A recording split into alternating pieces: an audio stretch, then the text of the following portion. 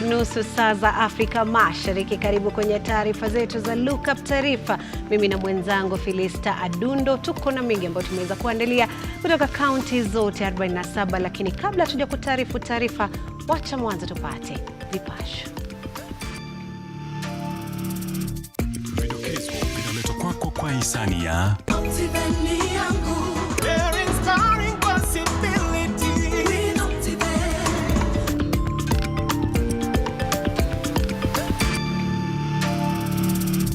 The society therefore calls on the DPP to publicly reveal the reasons for the discontinuation of the cases. Na kwenye vidokezo, chama cha mawakili nchini LSK wamemkashifu mkurugenzi mkuu wa mashtaka ya umma Noordin Haji kwa hatua ya kuondolea wandani wa Ruto walioteuliwa kama mawaziri kesi zinazowakabili.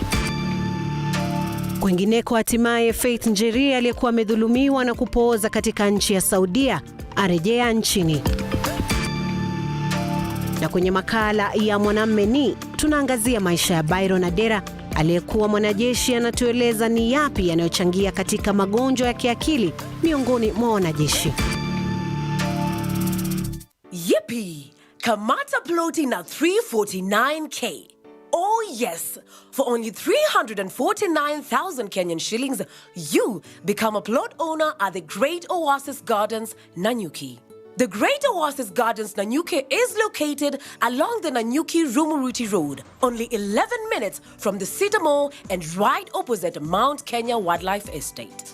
This is the best place to establish the getaway home that you have always dreamt about. For every 349,000 that you deposit or pay as installment towards any of Optiven's plot of land, you get 10k cash back instantly. Jaza basi twende Nanyuki. Bigger is indeed better.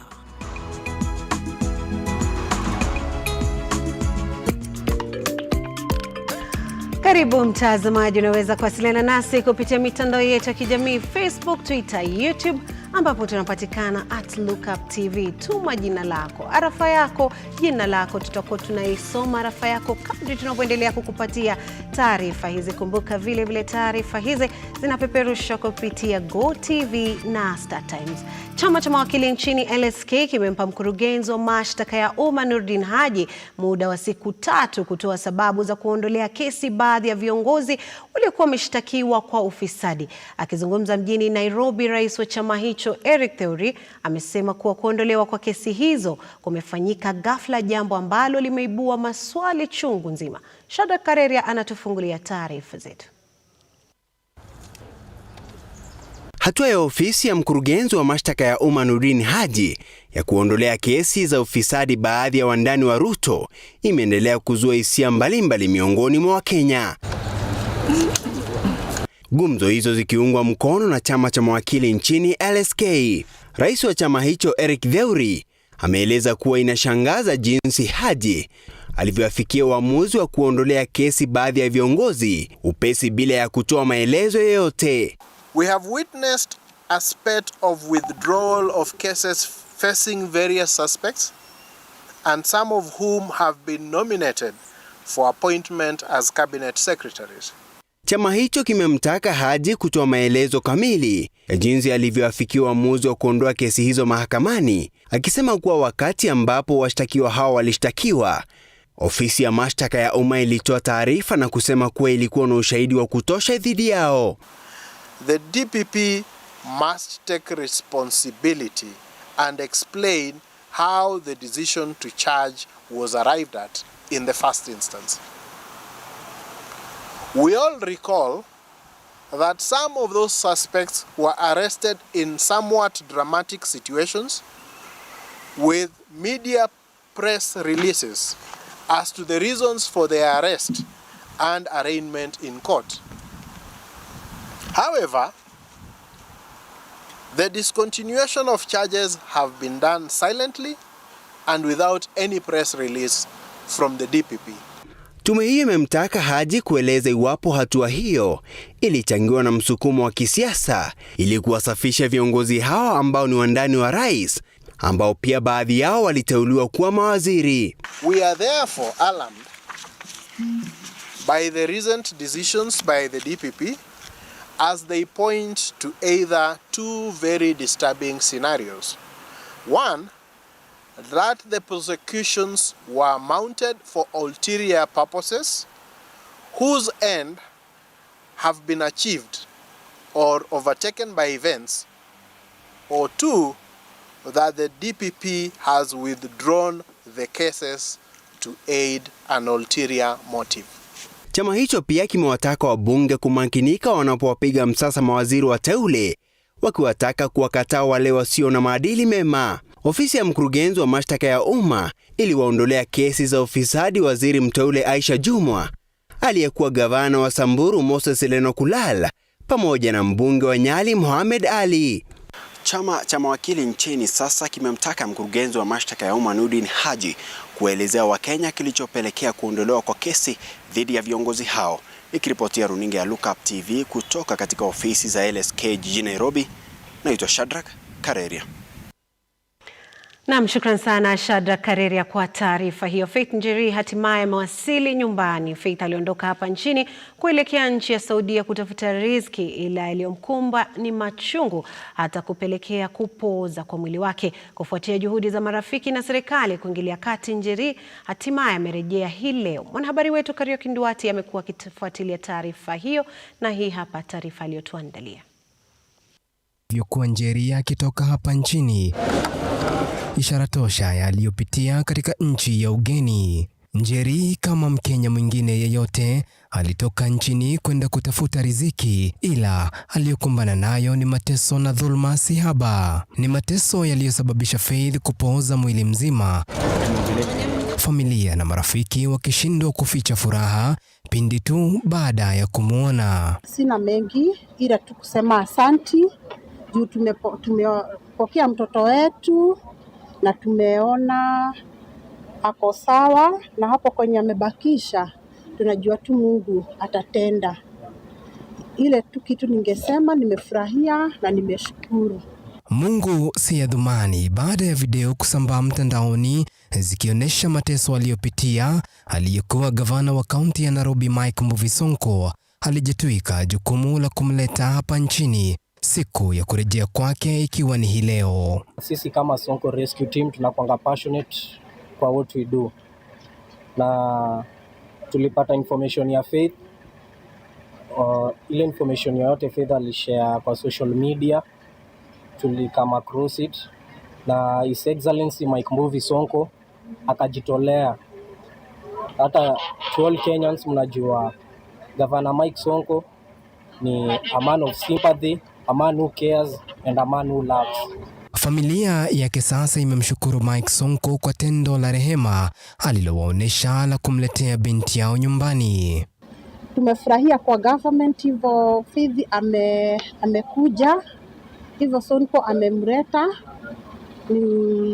na nimwambie tu ashughulikie tu wengine tu wako huko. Kwa upande wao, wahisani wa kundi la Sonko Rescue Team wameahidi kusaidia Njeri kadri ya uwezo wao kuhakikisha amepona, na vile wameokoa wengine wanaodhulumiwa. Governor alikuwa amejitolea na akasema atasaidia Faith from the start to the end. Na sahi from hapa, as you can see, her condition si poa, so tuko willing, tunamchukua kutoka hapa sahi mpaka Kenyatta National Hospital for further medication. Hatimaye Faith Njeri amewasili nyumbani, picha za leo zikiwa tu ni baadhi ya taswira ambayo wanakumbana nayo Wakenya ambao wametoka nje ya nchi kutafuta riziki. Swali ni je, ni hadi lini? Nikiripotia runinga ya Lookuptv kutoka kaunti ya Nairobi, langu jina Kariuki Nduati. Naam, ningependa kusikia maoni yako kuhusiana na taarifa ya Kariuki Nduati. Hivyo basi unaweza kuwasiliana nasi kupitia mitandao yetu ya kijamii. Tuma rafa yako, tutakuwa tunaisoma kadri tunavyoendelea kukupatia taarifa hizi. Katika muda wa mwezi mmoja utawala wa serikali ya Rais Ruto, wadhifa wa naibu rais unaonekana kupata mwamko mpya, tofauti na hali ilivyokuwa katika serikali zilizotangulia. Akitangaza baraza lake la mawaziri, Rais Ruto alikariri naibu wake ana majukumu spesheli yatakayomshirikisha kikamilifu katika uongozi wa nchi. Kila siku, kila wiki hili linaonekana kutimia, Naibu Rais Rigathi Gachagua amekuwa kwenye shughuli si haba akihudhuria hafla za serikali mbalimbali na warsha zenye hadhi za kitaifa na kimataifa na zenye usemi mkubwa katika mustakabali wa nchi hii. Mwanahabari wetu Henry Tende amekuwa akifuatilia ratiba ya Naibu Rais na kutuandalia taarifa ifuatayo. As I promised, my deputy is going to be a very busy person. Amri hiyo ya Rais wa tano William Ruto ilikuwa mwanzo wa taswira mpya ya wadhifa wa naibu wa rais nchini. Katika amri hiyo, Rais Ruto akimkabidhi naibu wake majukumu spesheli ambayo yanahusu kuwa msaidizi wa rais katika kutekeleza majukumu yote ya serikali kwa mujibu wa katiba, kusimamia kamati za baraza la mawaziri, mbali na kuhakikisha utekelezwaji wa malengo ya serikali katika wizara zote, kuleta uwiano baina ya serikali kuu na zile za kaunti na kusimamia ubunifu wa bajeti za kaunti, kusimamia miradi na mipango ya maendeleo iliyofadhiliwa na washikadau, miongoni mwa majukumu mengine. Katika kipindi cha takriban mwezi mmoja unusu wa uongozi wa serikali ya Kenya Kwanza, imedhihirika wazi naibu rais amepewa nafasi kubwa serikalini na amekuwa mwenye shughuli si haba. Naibu rais amekuwa mstari wa mbele kutafuta suluhu ya muda mfupi na ya muda mrefu ya janga la njaa nchini, akiongoza shughuli za usambazaji wa chakula cha msaada kwa maeneo yaliyoathirika. Katika kipindi hiki, Rigathi ameongoza juhudi za amani katika maeneo ya Kerio Valley na kaunti 6 za West Pokot, Turkana, Samburu, Laikipia, Baringo na Elgeyo Marakwet. Naibu rais akikutana na viongozi wa maeneo haya kutafuta suluhu ya kudumu kwa ukosefu wa usalama. Wakati Rais William Ruto aliondoka nchini kuelekea Marekani kuhudhuria kongamano la 77 la mabadiliko ya anga ulimwenguni, alimwacha Rigathi Gachagua usukani. Wakati huo, Rigathi Gachagua akitekeleza rasmi shughuli za serikali kuu, akihudhuria tamasha la talanta la shule kaunti ya Kisumu. Ili kuhakikisha serikali ya William Ruto inafanya kazi ipasavyo, Rigathi amekutana na makamishna wa kaunti mbalimbali akiwahakikishia kazi zao ziko salama na kuwataka kufanya kazi na serikali kuu kutimiza manifesto ya Kenya Kwanza. Naibu rais amekuwa mgeni mashuhuri katika maonyesho ya kilimo ya mwaka huu alipofungua rasmi maonyesho hayo. Huku taifa likipania kuupiga msasa mfumo wa elimu ya umilisi nchini almaarufu CBC, Naibu Rais Rigathi Gachagua alifungua rasmi warsha ya jopo lililoteuliwa na Rais William Ruto kufanyia marekebisho mtaala huo. We must confront the challenges ahead of us, and the only way to confront those challenges is to be truthful and factual. So we are looking upon this team to go around the country, listen to everybody. The Ruto administration believes in continuous engagement to enrich his leadership. Hii leo Naibu Rais ametua nchi jirani ya Rwanda kuwakilisha taifa katika hafla ya vijana. Majukumu haya ya Naibu Rais yakionyesha anachapa kazi vilivyo kulingana na ahadi za Rais William Ruto kuwa atamshirikisha naibu wake kikamilifu katika shughuli zote za serikali. Je, uhusiano huu mwema utadumu? Henry Tende, Lookuptv. Naam, shukrani sana Henry Tende kwa taarifa hiyo. Kwenye Sauti ya Mwananchi, mwanahabari wetu Ian Keitani anauliza Wakenya ni nini wanataka kiongezwe au kitolewe kwenye mfumo wa elimu ya CBC. Tupate semi za Wakenya. Huku mjadala kuhusu mtaala wa CBC ukizidi kunoga, tunataka kujua maoni ya wazazi ni yepi kuhusu nini haswa ingeongezwa ama kuondolewa kutoka kwa mtaala huu. Hii CBC si system mbaya. The problem ile tuko nayo na CBC ni walimu wana exploit wazazi. Huwezi itisha watoto wote wakuja na kuku ichinjwe sababu mnataka kuangalia gizzard. Hiyo ni kuexploit wazazi. Halafu kuna vitu wanaitisha ambazo pia hazifai. Hauwezi itisha mtoto wa grade 1 akuje na uzi na shindano, na hiyo shindano akikuja nayo hata hakuna kitu inafanya kwa hiyo shule. So kama serikali inaweza tusaidia i-control walimu wasiweze kuexploit wazazi, CBC sioni ikiwa mtaala mbaya. Serikali iangalie sana kwa sababu gharama yake iko juu. Unapata kwamba watu wengine wajiwezi na wanaitishwa vitu ambazo zinahitaji pesa kila wakati. Na istoshe unapata kwamba mzazi pia ana hata labda lisho kwa nyumba ya kulisha mtoto, lakini pesa inatumia kwenda kwa shule ni mingi hata kuliko ile chakula ananunua kwa kwa nyumba. Kila mzazi analia sana kwa CBC. Kila mzazi analia ni ile hali ya iko expensive. Sasa kama unaona nimetoka kasi, nimechoka, mtoto ndio anataka kuniambia dadi, hebu nionyeshe hii. Dadi, hebu nionyeshe hii. Sasa wewe mwenyewe umechoka.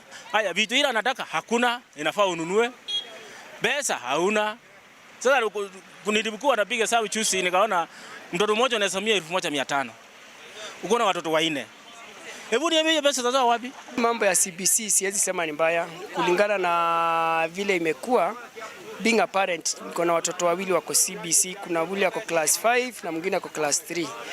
Shida tu nimeona na CBC, badala ya mtoto kusoma imerudi ni mzazi anasoma, kwa sababu sasa hakuna vile sasa utaambia mtoto akuje na gari ya waya. I think hii projects hizi zote za CBC zinafaa zifanywe shuleni, kwa sababu kusema mtoto akuje afanyie nyumbani, hiyo sasa usaidii mtoto. Juu sasa mwenye anaifanya ni mzazi, na mzazi akishafanyia mtoto ndiye atapeleka kitu very creative kwa shule, lakini at the end of the day sio mtoto amefaidika, ni mzazi amechoka. Niko na mtoto class 3 anaambiwa apelekwe swimming na mzazi aandike report kama ana mtoto anajua kuswim. Surely kama sina pesa ya kulipia mtoto swimming, what do I do? Nitaandika nilimpeleka swimming. Of course hakuna swimming ameenda, lakini nimejaza mtoto ameswim. So I think some of these things are supposed to be organized kwa shule kwenyewe. CBC si mbaya, lakini kuna vitu kadhaa tunaweza taka angalau zitolewe juu kwa si wakaaji wa Nairobi. Unapata kuna challenges. Mtoto anaitishwa Cresol, umetoka kasi usiku na shinda utaitafuta wapi. Mwingine anaitishwa zile nini za kutengeneza kamba na shinda utaitoa wapi saa hizo. Sasa kuna vitu tu kadhaa wanafaa kuregesha senye msasi hawezi pata usiku. Mimi am so much confused. Juu sasa mtoto anafika class 6 anaambiwa aende secondary. Na nikiangalia watoto wangu naona ni wadogo sana kuwatuma secondary either mbali. Unajua sometimes it's very hectic. Kwa hivyo nafikiria CBC hata ikitengenezwa wafanye wale watoto ambao wako class 6 waende in the same primary school, junior high school. Sasa ni dhahiri kwamba wazazi wengi wana maoni kinzani kuhusiana na mtaala wa CBC, huku wengi wao wakiashiria kwamba mambo mengi yanapaswa kutolewa kutoka kwa mtaala huo. Ni ombi lao kwamba serikali itaweza kuzingatia maoni yao. Tani, Lookuptv. Natabasamu kwa sababu kuna yule mzazi pale amesema kuwa watoto katika darasa zima, tuseme ni watoto 30 wanaitishwa kuko kila mmoja ili waweze kuja kuangalia mafirigisi. Naam, ni kauli za wazazi pale wakiongelea elimu ya umilisi maarufu CBC. Kwa rafa hapa tuko naye James Kinyo anatazama kutoka Amboseli, Looking Naye Pheona, na pia vile pia tuko na rafa yake Duncan Orondo akisema serikali angalie vile inaweza kukuza sekta ya kazi, kusikue na haja ya watu kujiweka hatarini wakitafuta ajira katika nchi za Uarabuni. Na ni rafa yake Duncan Orondo. Kumbuka unaweza kuwasiliana nasi kupitia mitandao yetu ya kijamii Facebook, Twitter na YouTube. Kwa sasa mimi na mwenzangu Filista Dundo tutakuwa tunachukua muda kidogo wa mapumziko kabla ya kurejea na taarifa zaidi.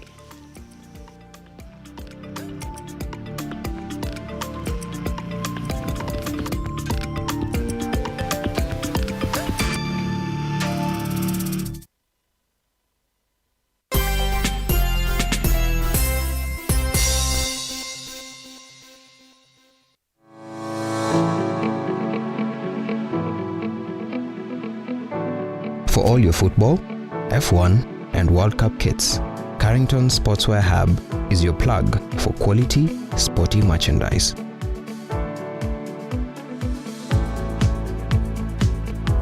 Reach out on Instagram, Facebook and Twitter at Lookuptv or call us on 0700 893 542.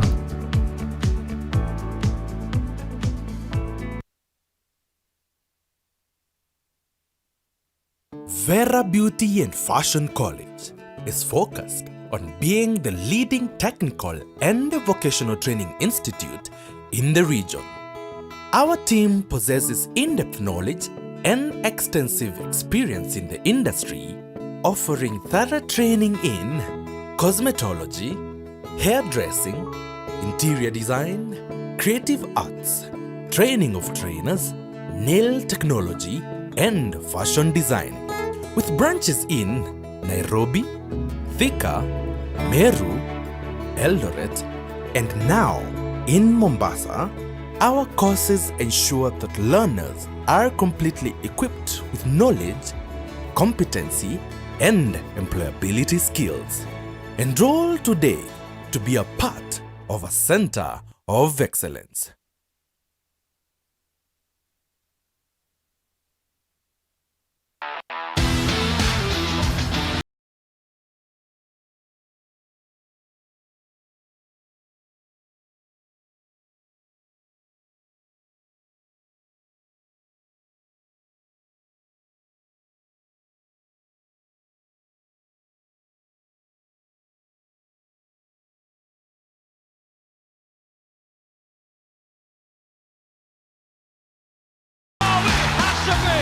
It had to be preordained.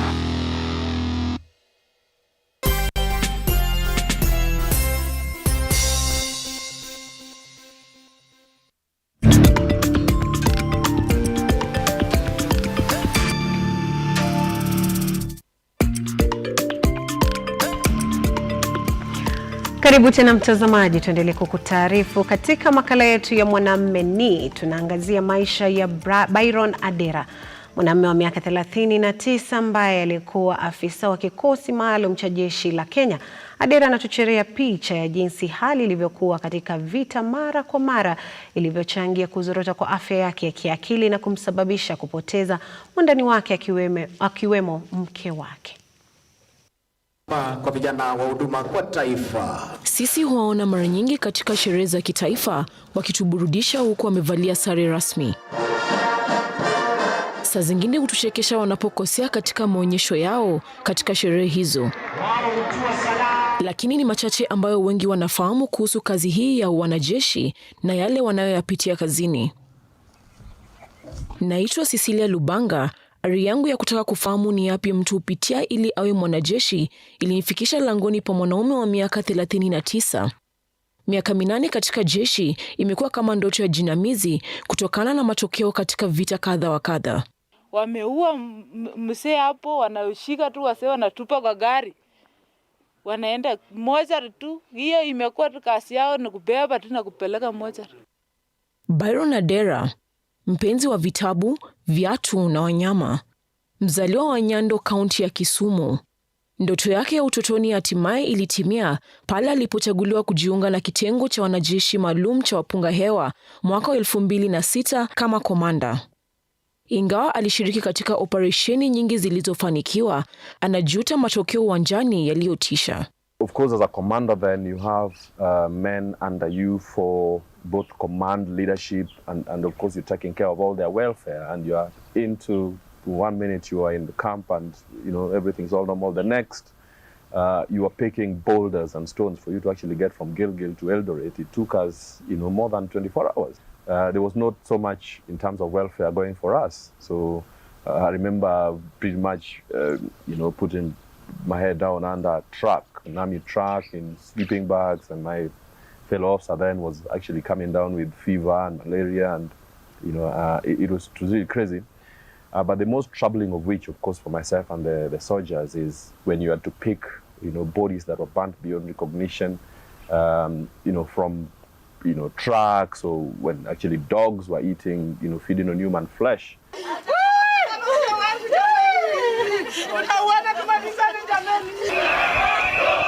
That became a very emotional period for us, especially then that the army was were not mandated to a huge extent to actually use extra force. Vita vya ardhi katika eneo la Mount Elgon, kaunti ya Bungoma mwaka wa 2008 vilisababisha kuwepo kwa kikundi cha wapiganaji wa Sabaot Land Defense Forces ambacho kilitatanisha maisha ya wakazi wa eneo hilo. Serikali basi ikachukua jukumu la kutuliza sarakasi hiyo kupitia wanajeshi. Byron alikuwa mmoja wao.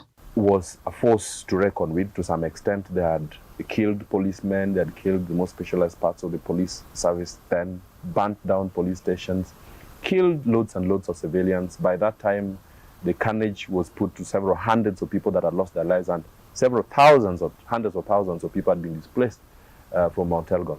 I lost a very dear soldier to me in that jungle, the only casualty that did happen, a shot in that jungle, but he paid the ultimate price for the liberation of the populace there. No woman gets raped anymore, no man at least gets attacked, or no taxation, illegal taxation as it was. Mikono hii imetimiza shughuli ya kuokoa nchi mara kadhaa kutokana na adui. Ingawa Byron anajihusisha na mambo mengine kando na wanajeshi, anajivunia aliyoyapitia ambayo yamechangia maisha yake ya kisasa. We extend the gospel of awareness, both fitness, mental and physical, and to ventilate over, critical societal issues like, of course, mental health, as I just said, and other things that are affecting us as a society today through expeditions, be it hikes like what we are doing, and of course, by extension, we actually also preaching the environmental angle, of course, the protection of the environment, live in clean environments, and always shun bad practices that also threaten the nature and the livelihoods of humans, practically, but of course through the protection of the environment and conservation of the same. Ni tamaa ya kila mwanajeshi kulinda nchi yake kutokana na adui. Hata hivyo, wengine hurejea wakiwa hali tofauti.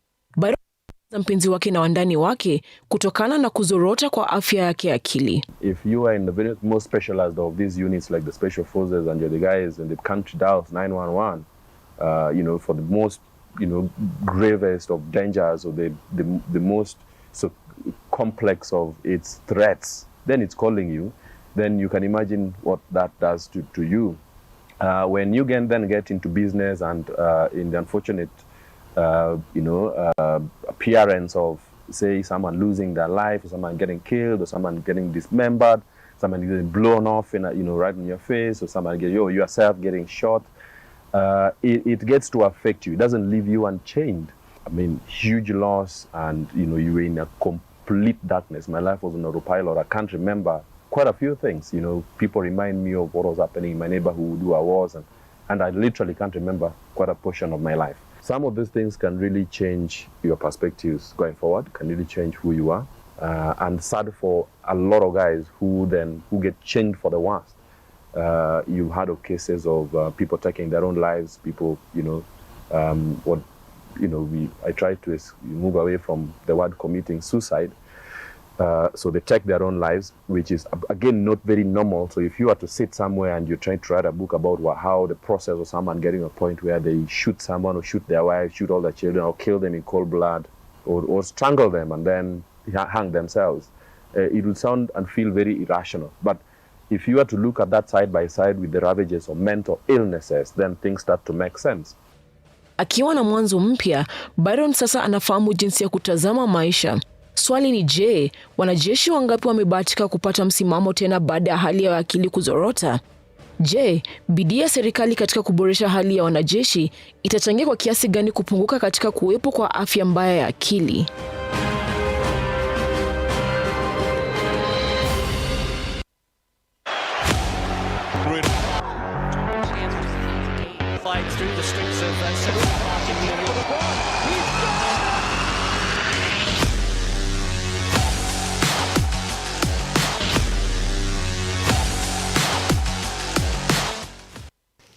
Naam, taarifa safi na murwa kabisa pale ambayo imeandaliwa na